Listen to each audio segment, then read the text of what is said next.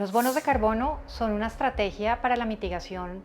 de los efectos del cambio climático que se han expandido en Colombia, en todo el Pacífico y la Amazonía en los últimos años con la promesa de llevar desarrollo. Pero detrás del lenguaje de la conservación y del desarrollo sostenible hay una serie de tensiones con las visiones propias de las comunidades indígenas que habitan estos territorios. Hola, soy Elena Caicedo, antropóloga y directora del Instituto Colombiano de Antropología e Historia, desde donde desde hace algunos meses venimos trabajando en una investigación sobre el mercado de bonos de carbono en el departamento del Guainía y sus efectos en las poblaciones indígenas. En el 2016, Colombia se abre a este mercado cuando se impone el impuesto del carbono, mediante el cual las empresas contaminantes deben reducir su huella de carbono y lo pueden hacer a través de la compra de estos certificados de carbono. Desde entonces, este mercado ha crecido y ha fomentado sobre todo las iniciativas privadas que hoy en día se extienden en territorios étnicos colectivos, tanto indígenas como afro. Y en los últimos años, el aumento de estos proyectos también ha tenido un correlato en algunas quejas y algunas críticas que se han dado frente a su implementación. Por un lado, algunos sectores han cuestionado la efectividad de estos mecanismos para mitigar los gases de efecto invernadero. Por otro lado, también se han señalado algunos casos de falta de transparencia en las negociaciones con las comunidades indígenas.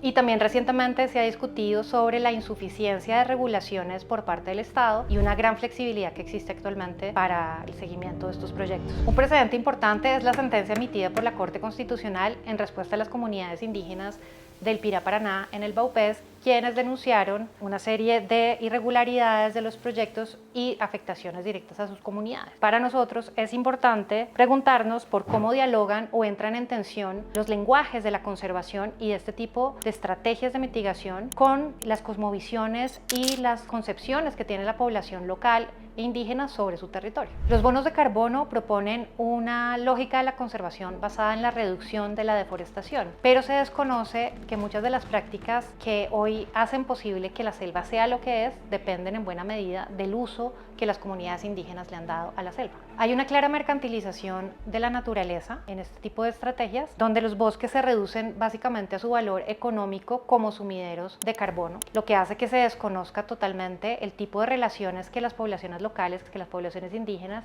tienen con estos territorios desde el punto de vista simbólico, social, histórico. Entonces la equivalencia que suele haber entre un certificado de bono de carbono y una tonelada de dióxido de carbono evitada en la atmósfera suele plantearse desde la idea de una homogenización que asume que todos los bosques son iguales y que la solución es igualmente efectiva en todas partes de la misma manera. En el trabajo etnográfico que venimos realizando en el Guainía, que hemos intentado hacer es ver cómo estas narrativas y acciones de la conservación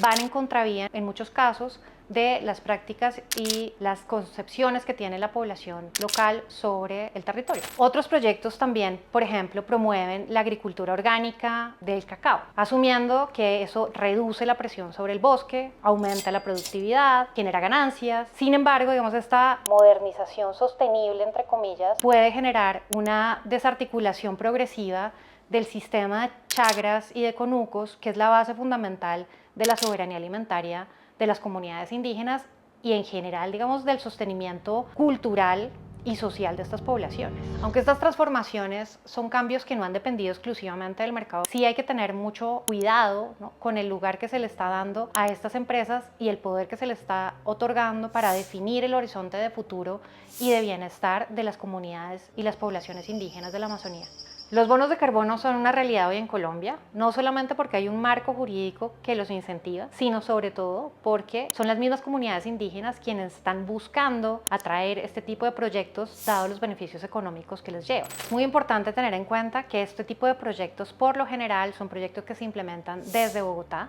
e imponen narrativas y prácticas desconociendo lo que existe previamente. Pero no puede haber buenos proyectos de bonos de carbono si estos no tienen en consideración y no reconocen las apuestas propias de las comunidades, incluso más allá de las vocerías de sus propios líderes y sus concepciones sobre el bienestar y sobre el valor del territorio. ¿Sería posible pensar un mercado de bonos de carbono que fuera compatible con la autonomía cultural y territorial de los pueblos indígenas de la Amazonía colombiana?